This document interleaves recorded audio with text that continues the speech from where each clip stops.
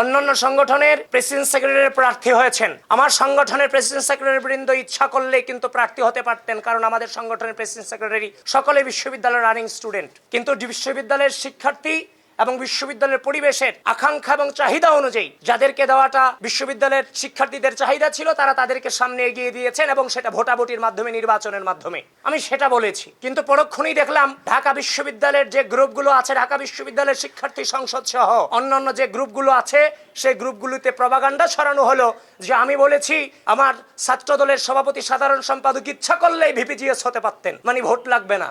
এই ধরনের যে উদ্দেশ্য প্রণোদিত প্রপাগান্ডা, এটা কিন্তু বিশ্ববিদ্যালয় পরিবেশের জন্য নিঃসন্দেহে নির্বাচনের জন্য হুমকি স্বরূপ। আমরা বাংলাদেশ জাতীয়তাবাদী ছাত্র দল সাংগঠনিকভাবে আমরা উদ্বিগ্নতা প্রকাশ করছি, আশঙ্কা প্রকাশ করছি যে বিশ্ববিদ্যালয়ের যে মিসইনফরমেশন, ডিসইনফরমেশন দিয়ে বিশ্ববিদ্যালয়ের গ্রুপগুলো যা করছে, ইচ্ছা করলেও তো সেই নোংরামি আমি করতে পারবো না। এবং এই যে নোংরামি যা হচ্ছে, এর এগেনস্টে যখন আমরা রিয়েল পোস্টগুলো দিচ্ছি, সেগুলোকে সাথে সাথে ডিলিট করে দেওয়া হচ্ছে, সেগুলো অ্যাকসেপ্টও করা হচ্ছে না।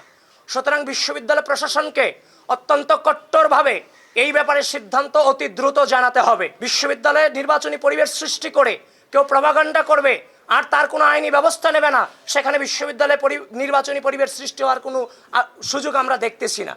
তাছাড়া আরেকটা জিনিস আমরা লক্ষ্য করছি, যেখানে কার্জন হল কেন্দ্রিক অনেক সমস্যা আছে। কার্জন হল, মোতাহার হোসেন ভবন, তারপর হচ্ছে মোকাররম ভবন, তারপর হচ্ছে যে আমাদের যে কার্জন হল, ক্যান্টিন সংক্রান্ত থেকে শুরু করে অনেক ধরনের সমস্যা আছে, যেগুলো সমাধান হচ্ছে না, ঝুলে আছে।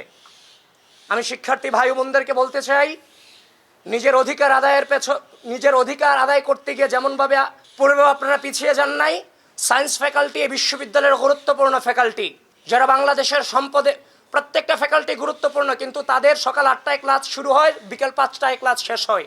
সেখানে ল্যাবও আছে, এখানে লেজার পিরিয়ডও একদম কম। সেই জায়গা থেকে এখানে কিন্তু বিজনেস সায়েন্স যে ফ্যাকাল্টি, সেই ফ্যাকাল্টিগুলোতে ক্যান্টিন থেকে শুরু করে অনেক ধরনের ঝামেলা আছে। সেই ঝামেলাগুলো বাংলাদেশ জাতীয়তাবাদী ছাত্র দল তারা তাদের জায়গা থেকে, প্যানেল থেকে প্রতিজ্ঞা করছে, যত ধরনের সমস্যা আছে সেই সমস্যাগুলো আমরা ইনশাল্লাহ সমাধান করব।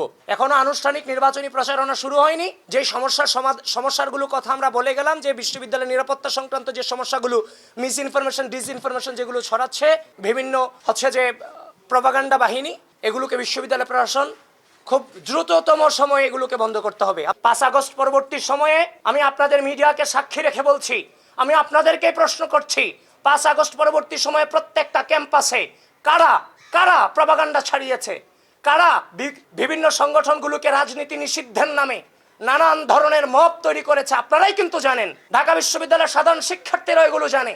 ঢাকা বিশ্ববিদ্যালয়ের সাধারণ শিক্ষার্থীদেরকে বলছি, আপনারাই সেগুলো বিচার বিশ্লেষণ করবেন, কারা 5 আগস্ট পরবর্তী সময়ে শ্রদ্ধা, স্নেহ, সহনশীলতা, সহমর্মিতাকে বৃদ্ধাঙ্গুলি দেখিয়ে বারবার কারা বিশ্ববিদ্যালয়ের মাটিতে সংঘর্ষ বাঁধানোর চেষ্টা করেছে এবং কি বিশৃঙ্খল পরিস্থিতি সৃষ্টি করার চেষ্টা করেছে। শুধুমাত্র আমি বলবো, ওপেনলি বলার প্রয়োজন না, আপনি আপনার বিবেককে প্রশ্ন করেন, আপনি উত্তর পেয়ে যাবেন।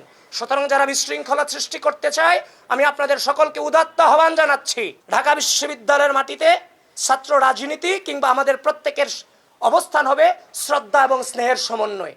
আমাদের টার্গেট থাকবে একটাই, পড়াশোনা, গবেষণা, সহশিক্ষা, ব্যক্তিত্ব সম্পন্ন এবং দেশপ্রেমিক হিসেবে গড়ে তোলা। এজন্য সকলকে আহ্বান করছি, কেউ কারো পিছনে না লেগে ওপেনলি রাজনীতি করেন। আপনার প্রতিপক্ষ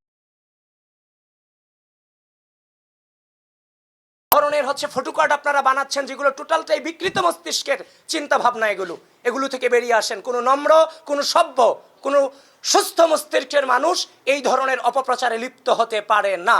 এখন আপনারা কি আসলে সুস্থ মস্তিষ্কের নাকি অন্য কোনো মস্তিষ্কের, সেটা আপনারাই বিবেচনা করে নেবেন যারা এই কাজগুলো করছেন।